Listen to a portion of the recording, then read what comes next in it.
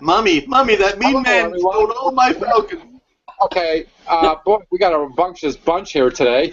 Hello, my name is Scratch and Jack. I'm your host for the Amazing Plastics Across the Pond Hangout. Today we have joining us members of a people of, I don't know, Amazing Plastic from that community, that goofy community over there at Google+. Here to talk about scale models of all shapes and sizes, skill levels, and genres. And let's get started right away. My Google left to right, that would be Heath. How you doing, Heath? Yes, I'm very nice. How about $1 million?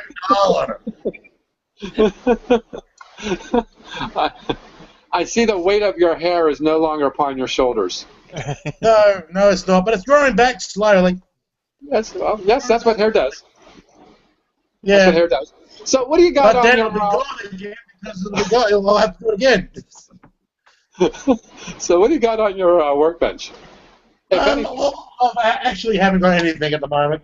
But I do have on the way from eBay, yes, that lovely little shop called I know eBay. that place. I troll it all the time. Yes, I picked up 3 Days of Thunder model kits for $34 US. Nice. Great. But this is the bit I'm angry about. I had to pay $81.50 because the thing was they decided to slam on a $33 postage fee. Nice. So, Don't you hate that? Get me angry all the time. So let me ask you though, how is your show going on the other side of the internet there on the Isle of Misfits? Well, the Halloween special was great. I mean, it started off slow, but then it picked up at the end. But that's just because it's normally not on a Saturday morning my time. It's normally on a Sunday morning my time. And so because it was Halloween and all that, I just decided to do something different. But it'll be back again next Sunday morning at 9:30.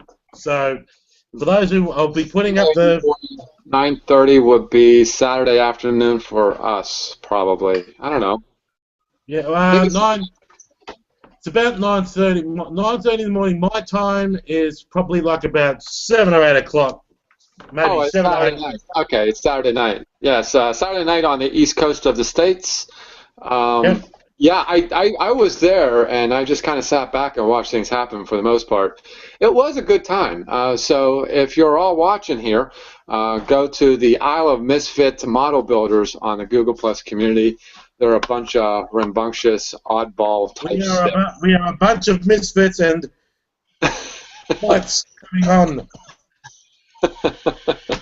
Okay, next up we have James. How you doing, James? I'm doing fine there, Jack.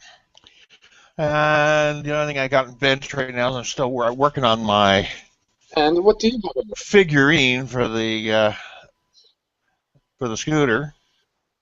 So that's what I'm working on at the present time. Very small figure. Okay. I thought I just saw a lot of clips. I'm like, oh my gosh, I would hate to be that figure there being pinched in certain places, if you know what I mean. Wow. Small figure. Nice. Yeah, from a distance, it looks like you got a bunch of sticks with clips on them. Yeah.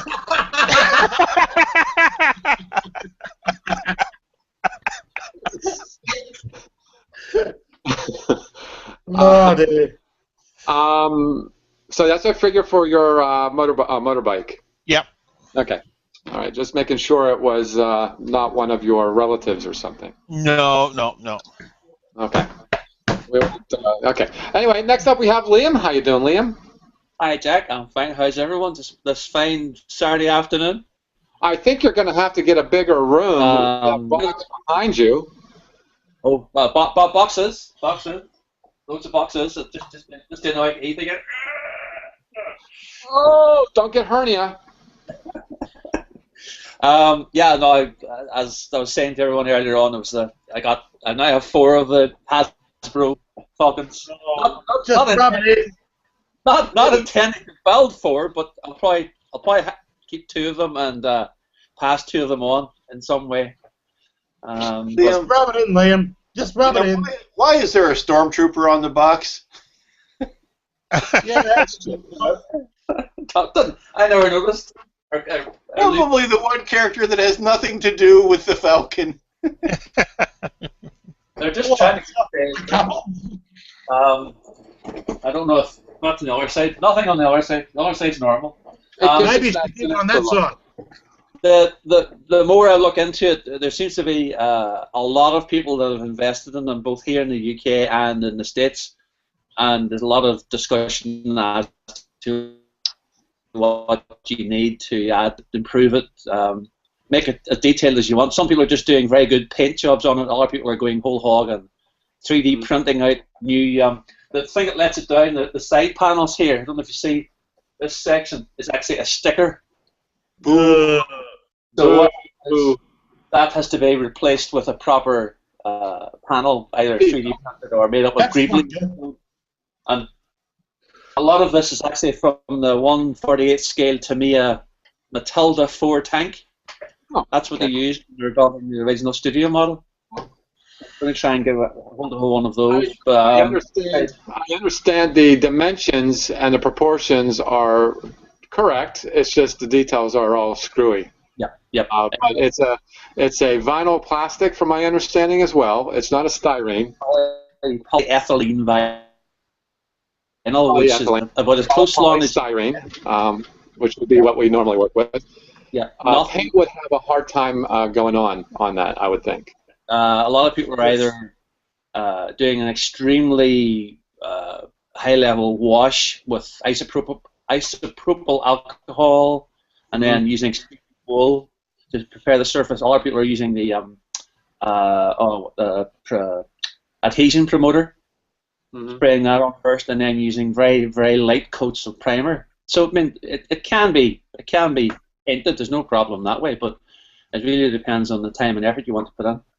You know what would be interesting now? What would be interesting is if you were so frustrated with the material it's made of, make a mold of it and do resin. Yeah. Someone's actually talking about doing or ABS or fiberglass or anything. Or fiberglass, yeah. Anything else that's besides what it is, because paint doesn't go onto it too well. It's interesting when you it's got 25 screws holding two halves together. Uh-huh. When you disassemble it, it becomes quite not floppy, but it becomes quite flexible. The material, the actual vinyl, is very, very flexible. Mm-hmm. So if you do a lot of interior work on it, you need to build some sort of structure inside. But as a big thing. Sorry, Heath? The cockpit snaps off, and so does the two sides. Yeah, here is being clear. Yeah, the cockpit snaps off, and so does the other two sides. So hold on, I'll get the other version. Sounds like it would be a subject that would be ripe for aftermarket parts. There's loads of people already, so you can see what the problem is with the cockpit. Oh, jeez. Yeah. Yeah, they'll be replacing that whole thing in a heartbeat. It can be opened up, no problem. And as Heath pointed out before, the landing gear is terrible. Yeah. Mm-hmm. That landing gear is absolutely pathetic. As a starting point, it's fantastic. And the manufacturer is Kenner, is it not? Well, Hasbro. Hasbro. Hasbro. And I bet the executives over at Hasbro are really picking up on this. They did create quite a stir among model builders of especially Star Wars. Definitely it stirred my interest anyway, because they just named the next movie. What is it called, guys? The Force Awakens. Awakens, that's it. The Force Awakens. Oh, the Force Awakens. Okay, yeah, and of course we're going to see a lot more of the Millennium Falcon coming up, and it's going to be a very, very popular build. And I just might start my because of it. I just might start my fine molds. Yep. I think the Force Awakens is a very strong title. What's that? I think the Force Awakens is a very strong title. Mm-hmm. Very strong title. It doesn't have Jedi or Sith. I'm talking about the Falcon. Yeah, I'm just saying in passing. You know, just a little segue. What you got there, Liam? Well, what I'm still at from the last time is loads and loads of Fiber optic. drilled into the side of the Star Destroyer. Where'd you get that? Well, that's the Star That's the Destroyer. Yeah. Holy crapola! No kidding. Wow. Okay. That's the amount of fiber I've put in so far. Holy crap! For the two sides. In fact, of the side panels. The side panels are, I don't know how well they show up. They're not bad. But again, I'm going to have to add a lot of details to those as well when I get to that stage. Good. That's a lot of fiber optic. The biggest problem I have at the minute is I'm doing about 3 holes and the drill breaks every time. I got most of these done with about 2 drills, but then ever since I just seem to be having so much trouble. I've ordered 2 new sets of I even went for the tungsten carbide drills to try and sort of save on breakages, but they're actually worse than the cheap drills. And then what I'm doing at the minute is doing the fiber on the bottom of the ship. Hold on, get rid of that light. I don't know if you see those. Yeah, use the cheap ones. You don't feel bad when they break. Yeah. So there's a lot of fiber to do before I get anywhere near gluing anything together. And this is a lot of fiber optic. A hell of a lot. So so it'll end up that sort of size of a ship. That this is a scrap one to sort of practice painting on, but all of this has to be all drilled as well with fibers. There's another 2 sections on top plus the tower. Again, all fibers. So it will look good when it's done, but just a lot of time and effort. Oh Jesus! Rather you than me, Liam. I'm patient. Well, yeah, that you certainly are. With the little time I get, it's been spent just drilling and drilling and drilling, and then when I finished that, I did some more drilling. Oh, so you keep drilling, drilling, and drilling. Yes. I haven't struck anything yet. Okay, next up we got Lou Dalmaso. How you doing, Del? Lou? Good morning, gentlemen. How's everybody? I'm doing fine. Winter has reared its ugly head, or at least deep fall has gotten snappy cold outside. Finished this week. Ooh. Nice. Oh, okay. There's I got to say something about that, but continue. It's I will say, having seen the photos since then, it is way too dark. It needs to be a lot whiter, but I don't like the stark white ship, so I may miss this over with a little bit of lightness to lighten it up, but other than that, I'm happy with the color. The decals are a weird color, though. They need to be a lot deeper burgundy than they are. But other than that, I'm happy. How's everybody else doing?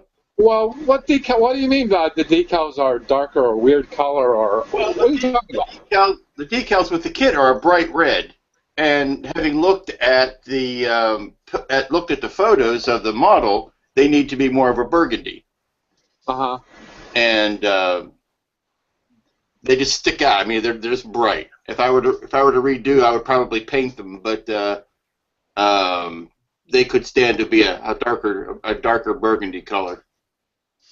Well, I think the pictures you're talking about is on Jay's Google Plus, and I'm just gonna scroll down here, and he has posted a whole bunch of reference pictures for the Galactica.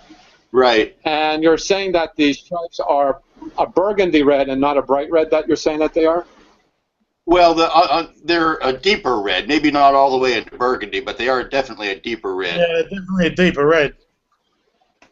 I see. Why not just paint them on? Well, because I've already finished.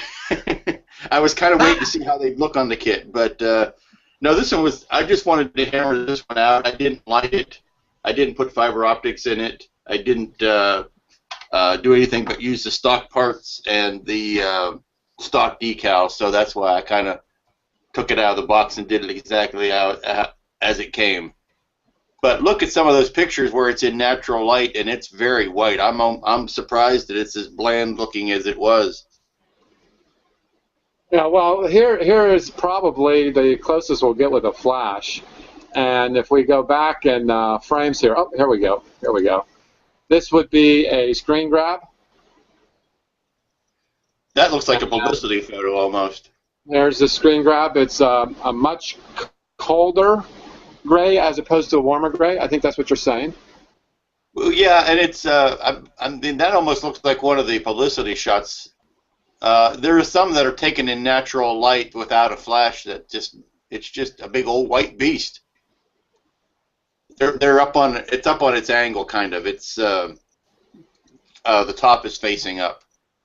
But look at that. Those look much deeper red than. Yeah. Okay.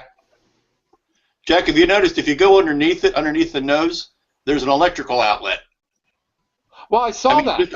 Just a plug, just screwed to the surface. I saw that. These are the photos that I was talking about, where it's at an angle. You can see how white it is. There's very little shading done to it. Uh-huh. Yeah, they wanted to use LECO light. LECO is a focused light in a theater. It's an ellipsoidal. It stands for ellipsoidal, elliptical, I don't know, something like that. It's a light that is a very focused light. It's basically what a spotlight I've ever seen a stage presentation. Right. And with that, there's a sharp amount of shadows. The shadows. I figured you were getting your scale by showing shadowing on it. Right. And instead of shading, they use shadows. Right. And I think they did the same thing with the Star Destroyer. I mean, it's all basically one color. Oh, right. And I do understand that the Star Destroyer, when filmed, was out in the sun. It was not even artificial light. It was natural light.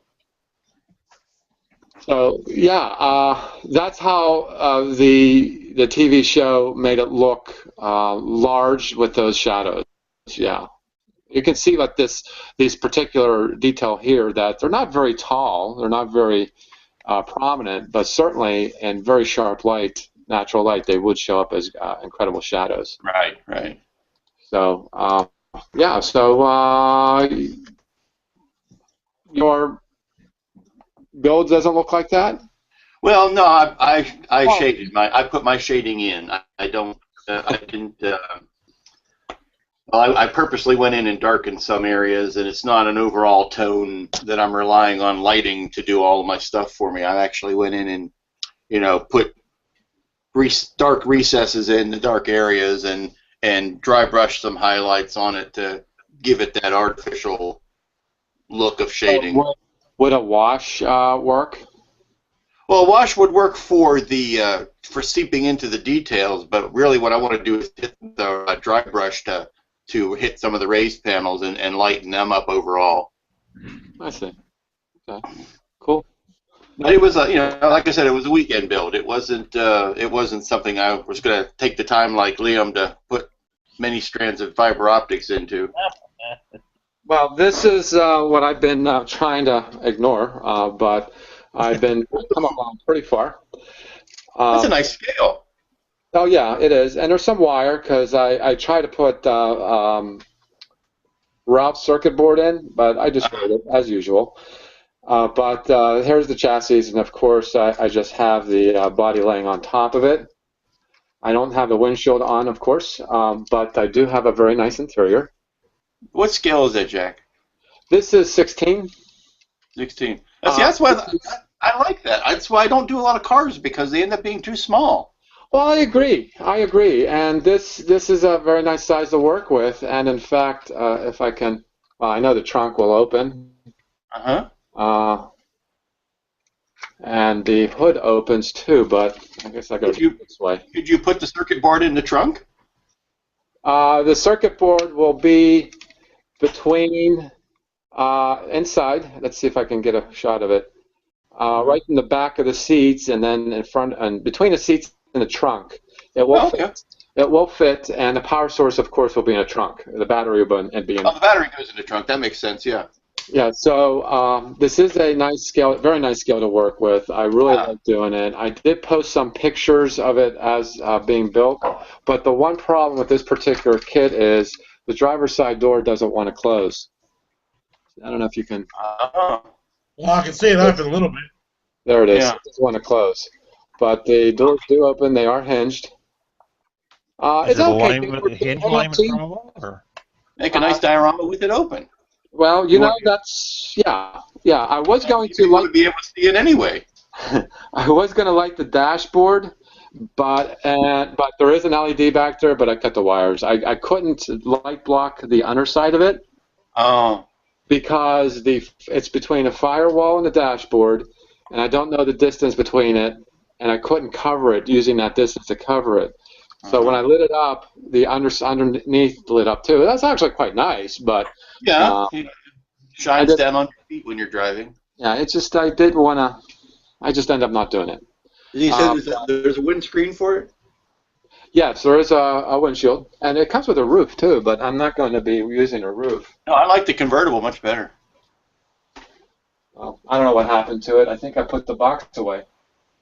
But anyway, I got a Mustang to do the same scale, 1965 hardtop Mustang. This is going to be lit too.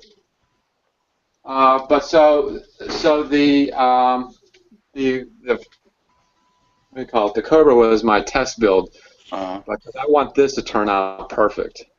So this is new. They came out with this year, from what I understand. The 50-year anniversary edition.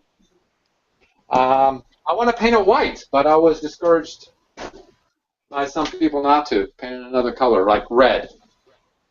What do you guys think? I think white cars are dull. I say paint any color you want. I mean, unless you're going to do white with like racing stripes on it or something. I see. All right, then now I'll have to paint it red. I want to make it. I like to build things pretty much stock. Mm-hmm. I like to do the fancy schmancy because for whatever reason I think I'll get it wrong, and then somebody will be I don't know, troll would like, oh my God, that's wrong.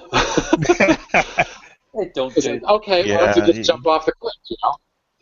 But no, I like building stock because that's what I remember as a kid. That's my purpose for that. But my next build, I'm going to throw this together. Liam, thanks for encouraging me to get this. Oh, yeah, yeah. I've never heard of that. Is that a movie or something?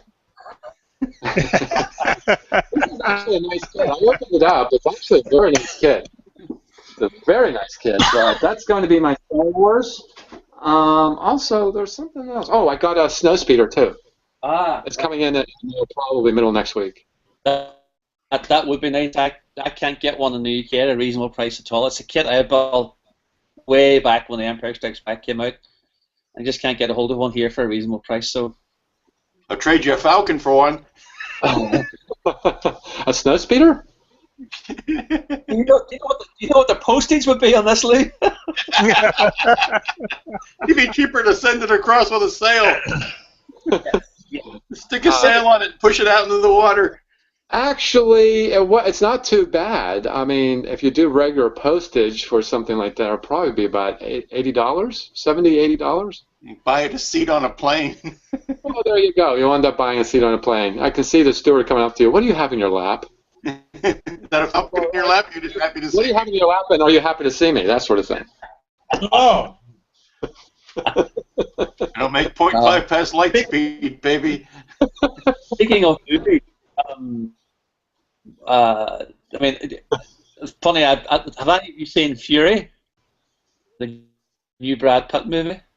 Oh, yeah, I would like to see that. I'd like to see that. I think we're going to the movies tomorrow because we won't have a house guest in the afternoon. I recommend it, but it's very gory. Obviously, it's meant to represent what it is, but I went to see the movie and then I had to get this.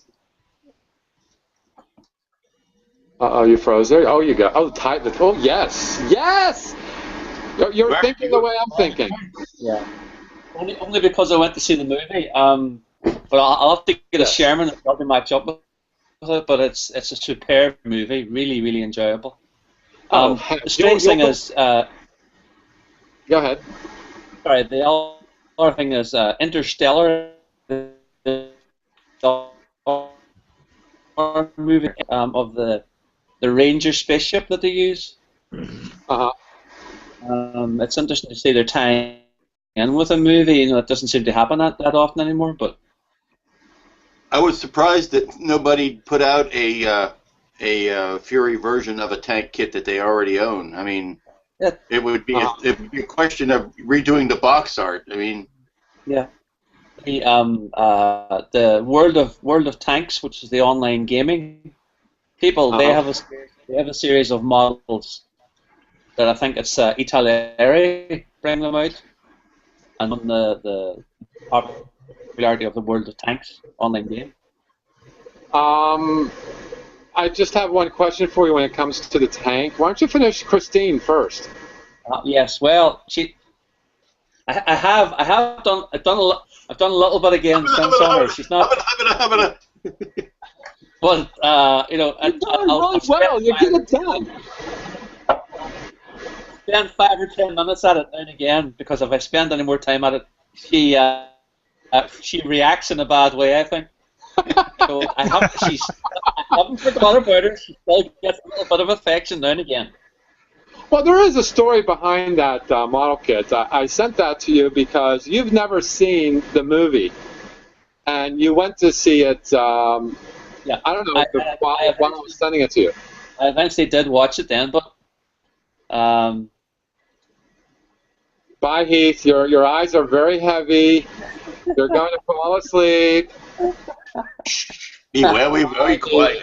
I'm not falling asleep online. No. You have a good night. See you in the morning. You will. okay. Will you respect me? Oh, God. I respect you now. Obviously, So the story is that Liam never seen the movie, so I sent them a kit to build because we were both supposed to build a lighted car. I did, but that car I gave up on, so that's why I'm doing the 16 scale because they're a lot bigger. But the number of people I've spoken to that have tried to build Christine, and it is possessed. I've said it before. They all said the same thing, that the paint reacts strangely, or they can't get something to fit, or all sorts of issues. But it seems to be that so long as I spend 5 or 10 minutes and then leave it, I get a little bit more progress done each time. So perhaps we'll see a finished one soon. We'll see. Okay, very good. And so, James, what are you going to build next? What am I going to build next? Well, I'm debating. Well, I do want to do. Well, I want. Let's get here. Really, I still want to build this, which I got off. I think. Oh, nice. Gundam? Is that a Gundam? That's a Gundam. I've never built one of these yet, so I want to do one anyway. Jumping in the deep end. Yeah. You know, I don't understand Gundam, but I have to say that the figures are no less than spectacular. I mean, they're just like, it's almost like somebody with a peacock personality. They walk into a room, the whole room lights up, that sort of thing. That's what those models look like. They're just so outrageous. So that is a plastic kit. That is a plastic kit. He's come over to the dark side, boys. He's giving up the keys. He's no longer. Well, I still want to build my Reliant, which, you know, probably get started on that after. Well, I want to get this done. I've been procrastinating about this now for about a year, so I want to get this one built. After this, I'm starting my Reliant, which is a paper model, to build. So I really want to build that up. I don't know if that would be too complex, the Reliant. As far as like the airplane, you did the engine and all that. Yeah. Well, you don't have to do the inner workings of a Star Trek starship. Yeah, it's a little easier that way. It's just it's a big scale because it's 1/400, so it's a fair size. Hmm. So get that done. The other thing I want to do is I haven't downloaded yet, but it just became available. And it's a 1/12. Well, it's a model that a friend of mine has designed, and it's a 1/12 Centurion tank. From I want, BSG. yeah, Oh, wow. Classic or it's paper. no, I mean the classic Galactica or the new one. No. It's a 1/12 scale Centurion tank. Right. Oh, sorry. That would be big. Yes, it's a fair size and very highly detailed too.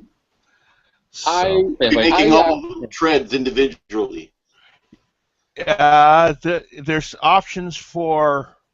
I think there's 4 options for tread. There's a really super high detailed tread where you have to build each individual tread up, which has got six components to each tread. And or there's 2 other options that he's got.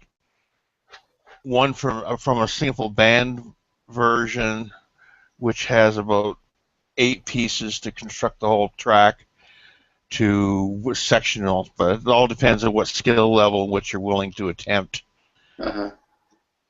They all actually look pretty good, but when they're done, what do the you high do? detail. You're building rather large kits. Well, the motorbike is a small little diorama. It's not that large. It's what, 25 scale or 16 scale? Well, neither here nor there. I mean, you're talking about big builds. What do you do with them? Because I'm about to bring up a subject that I think we all model builders are running into. As you see around me, everything is down here except for a couple of models upstairs in the living room. Those are cars. Yeah. But I got to build a display case. Like I think Lou has one. I built my own cases. Yes. I would think we would have to build our own cases because some of these models are like outrageous as far as scale goes.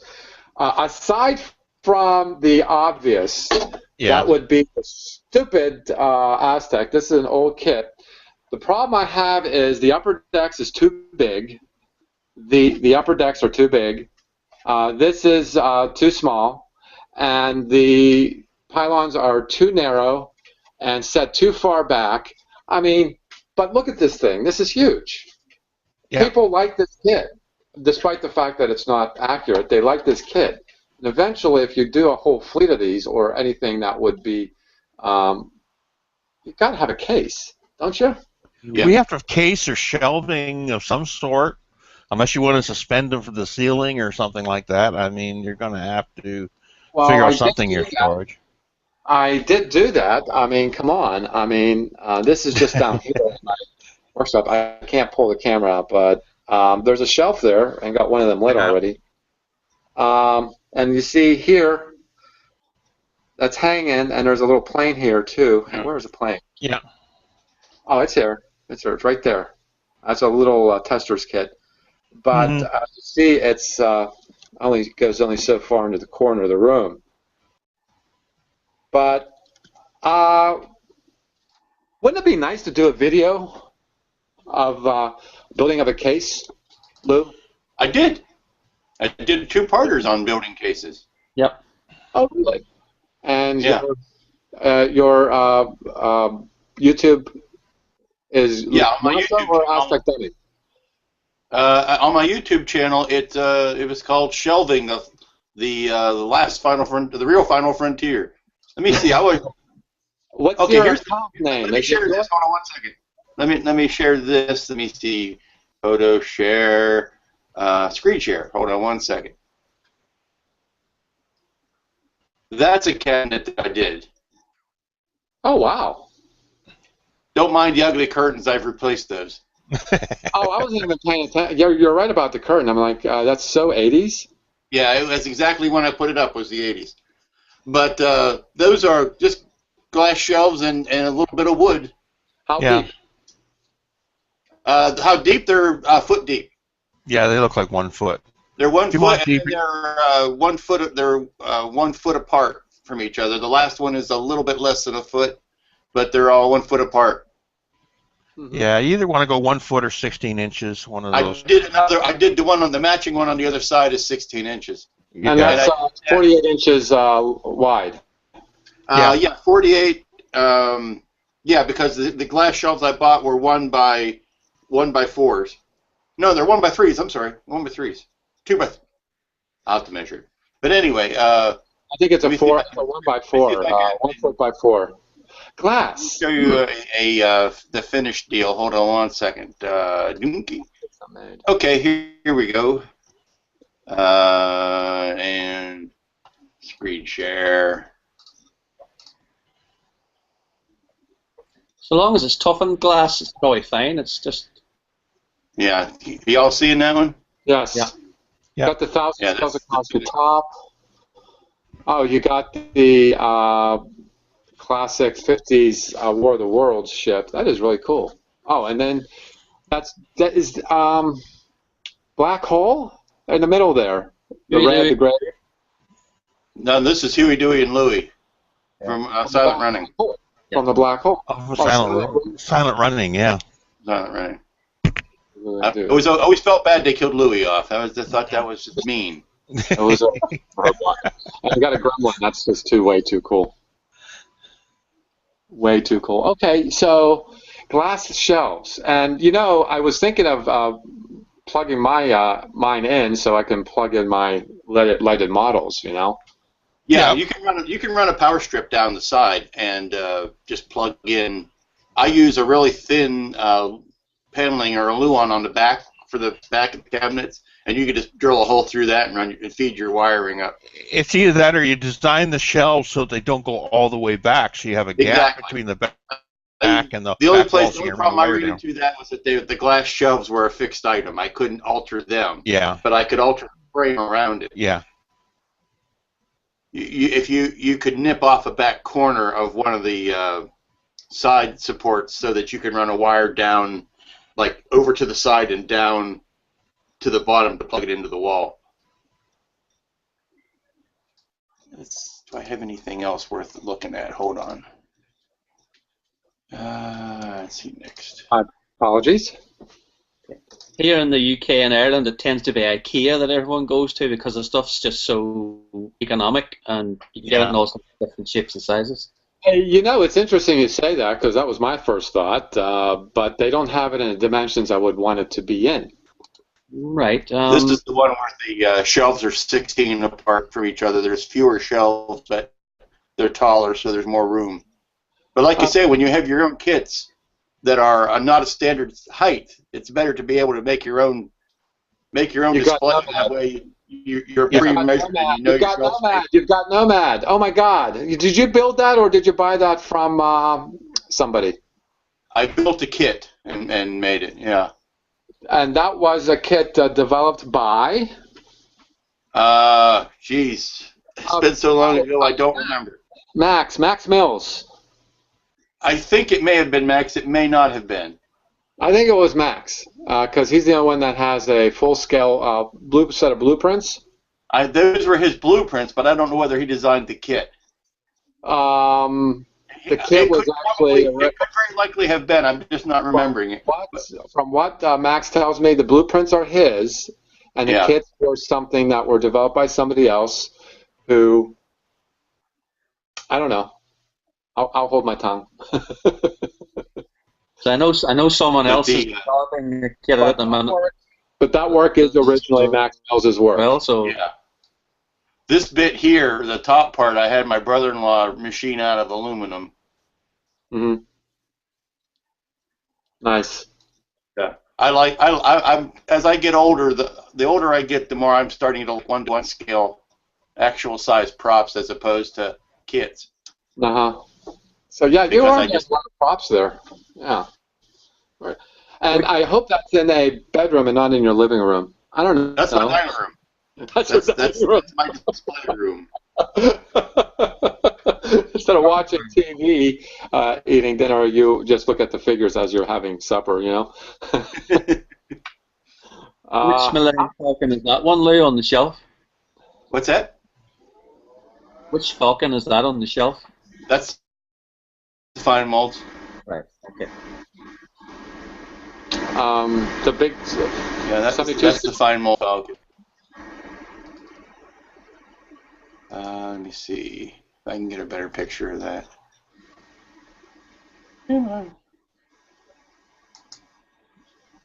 Well, as he's, we're waiting for him to get that up. All of you are watching. You can give us a ring. Just ask us a question. Send us a message on this Hangout and ask. Or if you want to join, just give us a holler. We'll get you in, and we can talk models with you as well.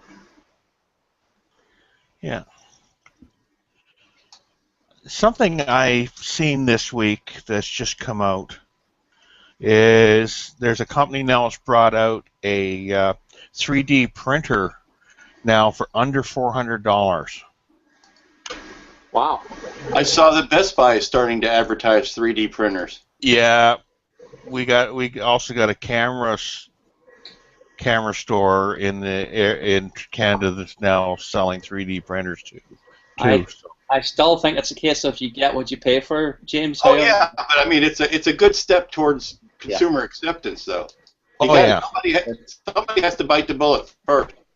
Yeah, I mean, you're not going to get their super high detail from an under $400 printer that you would get for a $1,600 printer. You're not going to get as fine a print, that's for sure. Yeah, it's definitely the $8 of crayons versus the $64, but yeah. Well, I don't know. I think in time, even the cheaper ones will be pretty decent. Because let's face it, I mean, even computers were the same way. I mean, 15 years ago, maybe 20 years ago, computers were awfully expensive. My first computer I bought was a desktop, a Gateway, and it cost me $1,100. Yeah. And then, of course, my first laptop was $1,100 too.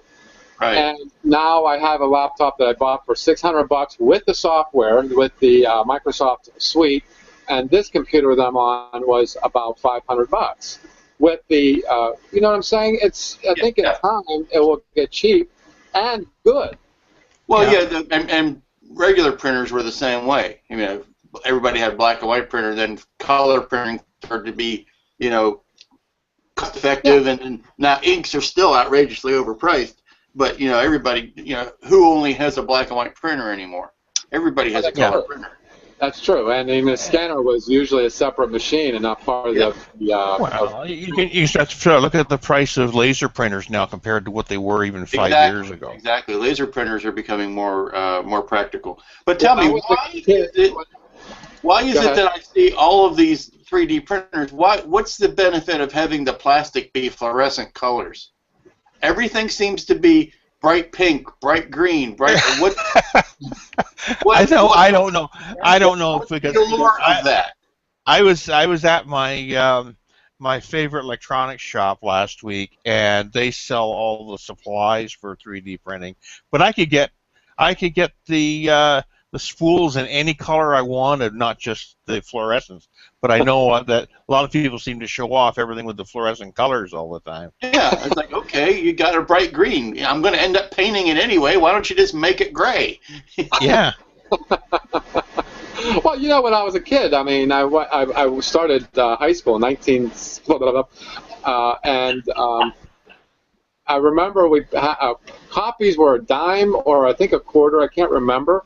It was in a library, and the thing was probably as big as a small car. Yeah. And it was a Xerox machine that we called it, and I remember the green light just so slowly going across that rubber mat that you put the copy under.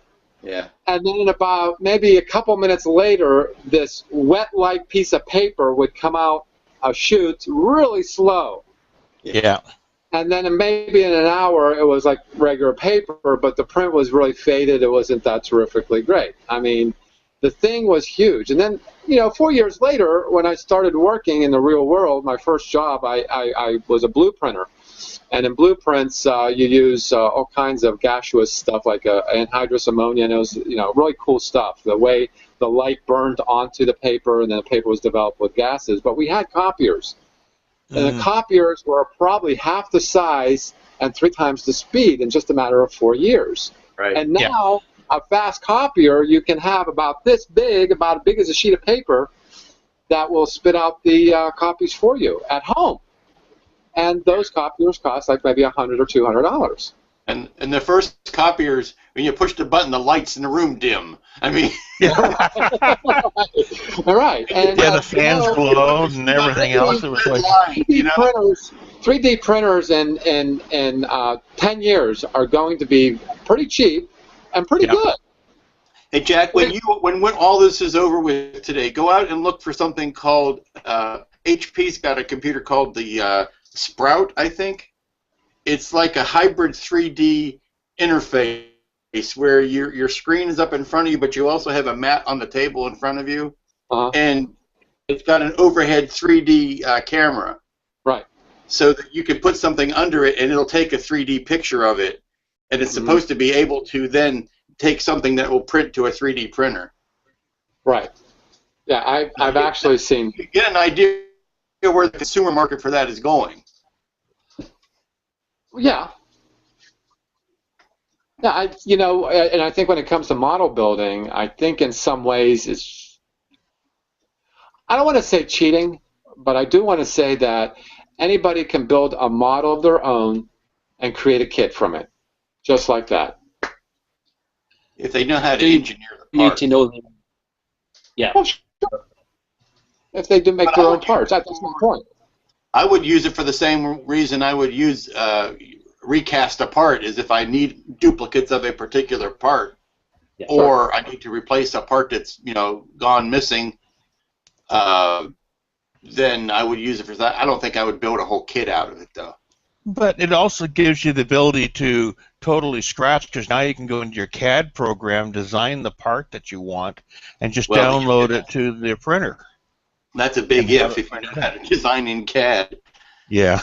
I did explore some CAD programs, and I'm stupid. It will take off. I would have to get instructions, and I would have to have some experience under instruction. It's sort of like, I don't know, a class that you take in school, or you know what I mean? It's that sort of thing for me. It's not something that's natural for me. I think for these kids, it's going to be like a snap of a finger. They're going to get it done real easy. Because, when I was a kid, we knew how to operate a calculator, and the adults didn't.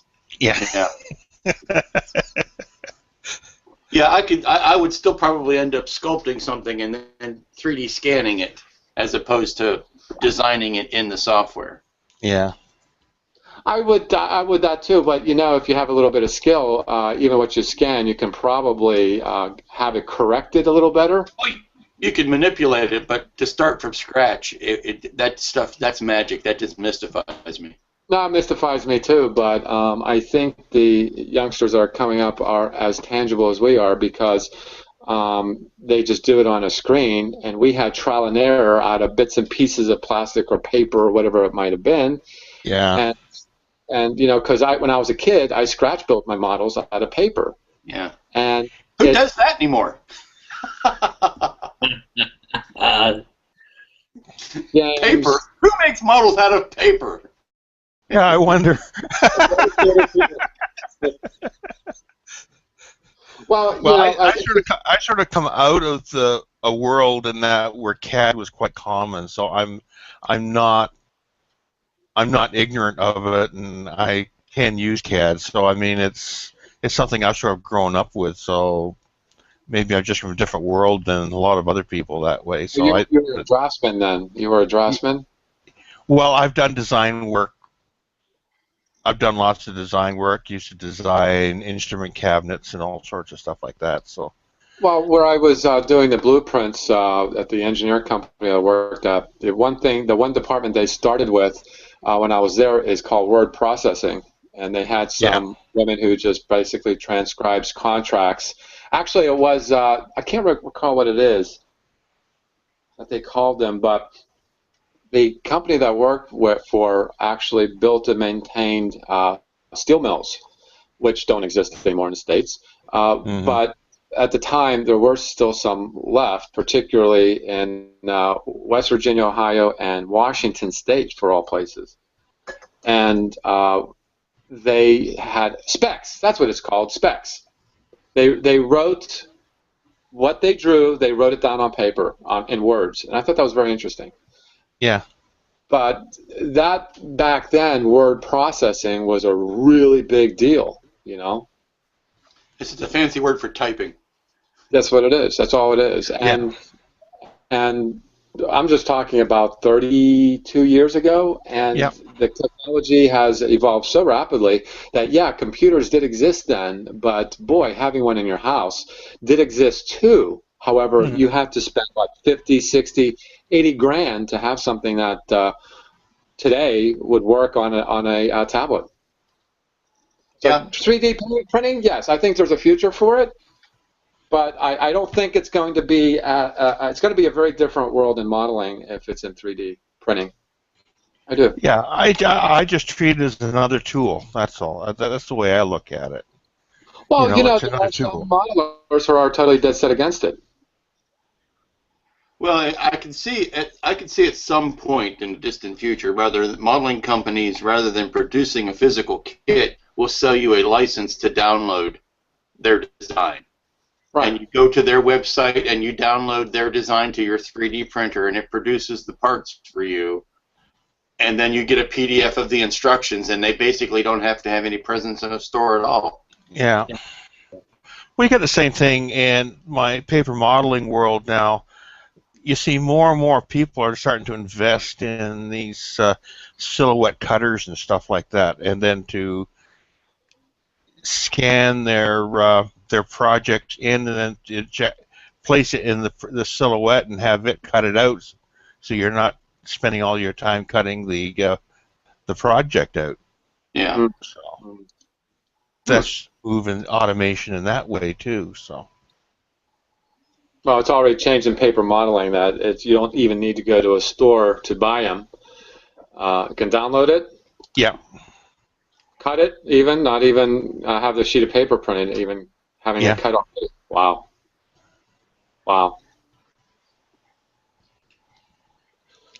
So that's just, there's always technology coming out there. Everything's always changing. Nothing stays the same, as you might say.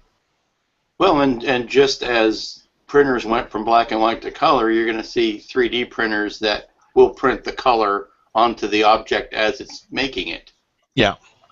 But not just the color of the material itself that's being printed, but actually injecting or coating the piece that you're making with a color. Yeah. Well, something. It's just something crossed my mind too just now.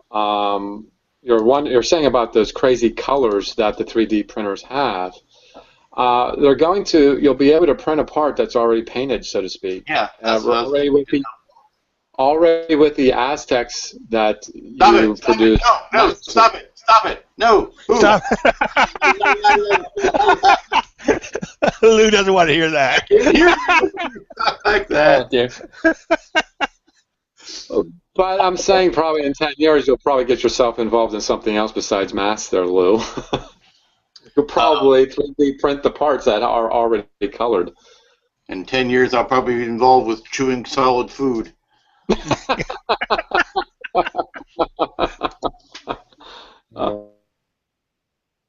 Take it further, Jack. You'll probably print the lights already in it.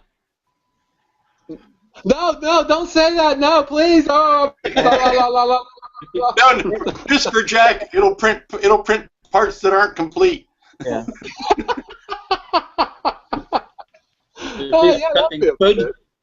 It'll print a half-built ship and put itself on the shelf.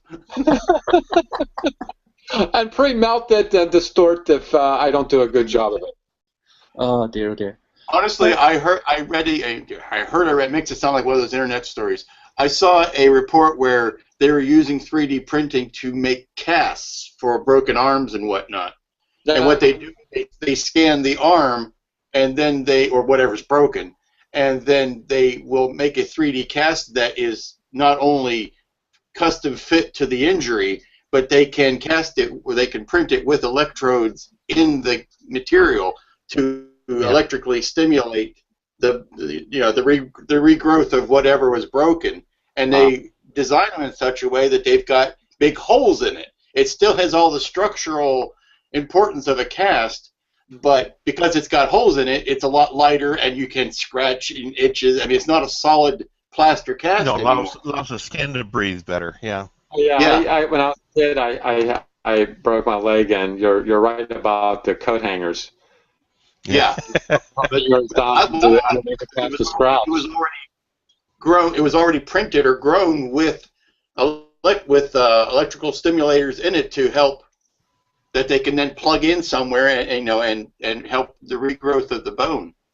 The one thing I do remember about that, I was about 6 years old when that happened. The one thing I do remember about that is my leg atrophied, and I was able to slide the cast up and down to scratch it. So my leg atrophied, and of course the cast didn't shrink along with it. Right. And that's how I scratched. I just took my cast and just, it was my left leg. I remember that. That was like the motion you're using. I said to my mom, I told her, I said, the cast got big because I was able to move around inside it. But when I first put it on, it was pretty tight. Yeah. But that's what immobility does. Your leg atrophies, or your arm. Just the thought of it as an adult, thinking it is just kind of crazy. But when you're a kid, it's the most amazing thing. Yeah. Mm-hmm. So anyway, guys, thanks for showing up. No problem. Love to show up. And I didn't expect the last Sunday Hangout to be as crowded as it was, but I was expecting across the pond. But you were saying something was going on in the UK there, Liam. What's going on there? The IPMS have Scale Model World, which takes place every November in Telford in the north east of England, and it's a huge event. I mean, it's over 4 halls. Wow. And it's Craig Kerr. I was speaking to Craig this morning by message just on the phone, and he'd been queuing for 3 hours to get in, so he was a little bit annoyed. You have to be there. You have to park about a mile away because of the popularity to get parking space. It's just crazy. It runs over 2 days, and really anything to do with modeling, paper modeling, scale modeling. I sure hope he takes pictures of this thing. That was, he's been told, he's under orders. There's been a couple of things posted already on YouTube about it, so if you do a search on YouTube for Telford, Telford. Telford, okay. In model world, you'll see the event. Airfix launched their Typhoon, the 124 scale Typhoon, at Telford last year. It's such a big event that it's used. It's sort of like a car show, or it's the major event in it's a major event in Europe. Never mind the UK. There's Japanese companies attend it and everything. So it's the biggest thing we have over here, anyway. So here in town, they're advertising a Greenberg model train show. I think they travel. I don't know. I went one year hoping to see some finished product, like even layouts. They had one layout, and it was table after table of model trains and supplies, which was cool, but I'd like to have seen more of the finished product. They advertise it as having a lot of that, but they really don't, and it was really disappointing. So at this about, do they have finished shows of finished stuff? The IPMS Nationals, so it's actually the competition as well. Okay. For a lot of interest to be people from Italy, France, Germany, from Ireland, all travel to it. It's something I would love to go. I mean, perhaps next year I'll make it, but I know at least 6 people have gone to it this weekend. So. You mean the French actually models? There is, yeah. French do build models. It's not a huge hobby in France, but it's what's the term they have? It's maquette. I think they call the model. Oh yeah, that's where that term comes from, I'd imagine. Yeah. So you don't see as much about modeling in France, but it does exist. Italy. Modeling's a big deal in Italy. You understand that if I don't understand something or if I think it's strange, I just say it's French. I just don't understand it. So. I have great affection for Italian models. So it's not. I'm being PC, but I just think the French are interesting, to say the least. And they have or had their own modelling company, Heller, but you don't hear much mention of them anymore. I don't know if they've So gone. you know what would be ironic if a Frenchman built a diorama of Antoinette. What's her name? Marie Antoinette. Yes, this one, Marie Antoinette. Do a diorama of her. That would be called irony. My humor is bad right now. I think Sorry. it'd be a revolution. Model revolution. Oh dear. That's bad. Let the beach siren. Thanks, James, for joining us today and sharing. No problem. Your next endeavor, which is continuing on with the dark side, the plastic. Yeah. But, I'd like to say your paper models are amazing too, just the same. Thank you. And Liam, thanks for sharing as well, and good luck with the Millennium Falcon. It's a project for next year. It'll be sometime. I may just build a quick version and then do an enhanced one, but we'll see. But I think it's a long-term one, that one. Well, yeah, you got a point there because the next movie's coming out Christmas next year, isn't December it? 15th. What's that? December 15th. December. Yeah. Not May for some reason. Well, you know what? I'm complaining about that because May it the can at any time of the year and be successful. At Christmas, it's like it's the worst time to go see a movie because every snot-nosed kid is going. Yeah, and that will be the case with this. So. Yeah, so I'll probably see it in 2016 for that matter. So I hope I live that long. January 16th. There you go. And thank you, Lou, for stopping by.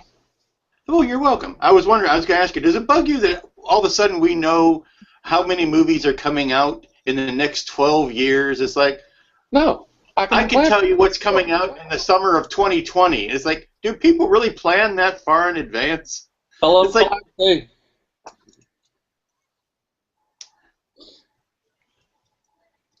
big books.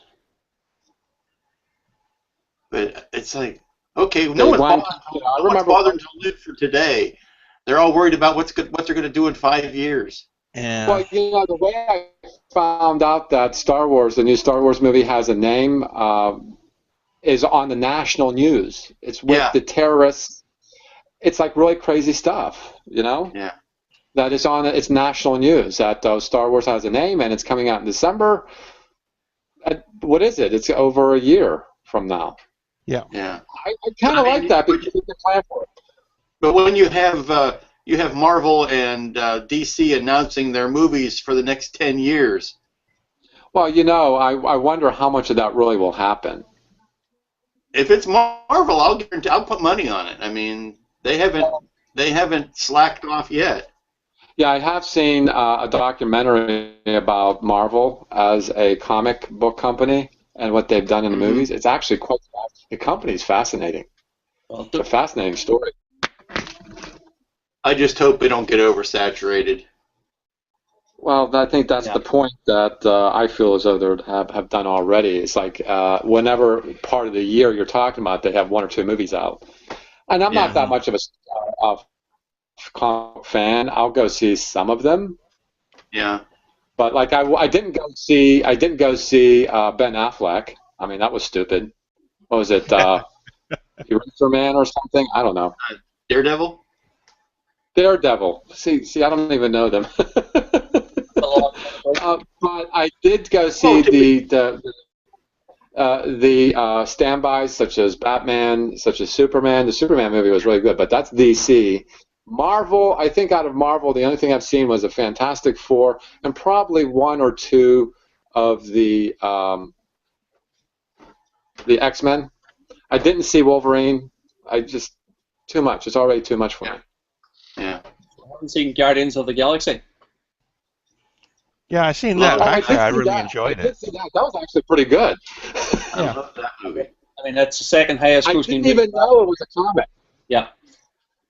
Oh yeah, I it's didn't been a know it was a graphic comic novel until for I a went while. to see Yeah. the movie. And that's what was so great about that movie is that it was just a movie. It wasn't a comic book movie. It was a movie. Yeah. But if So, you yeah, don't that know was the comic book, then they're all just movies. well, yeah, I suppose.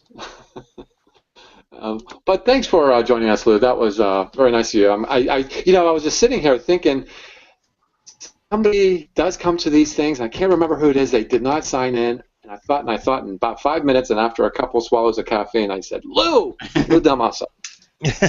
Yeah, wait. I was 5 minutes to the hour. I'm going. Okay, I'm logging in. Where's Jack? Where's Jack? And I didn't have trouble opening this particular hangout, but thanks for joining us, all you viewers. And of course, in 2 weeks, we're not going to have another Across the Pond hangout. We'll start 4 weeks again, because in 2 weeks, it's the last weekend in November, and it's time for the 48-hour hangout, which last year we failed at doing because it ended up being 62 hours.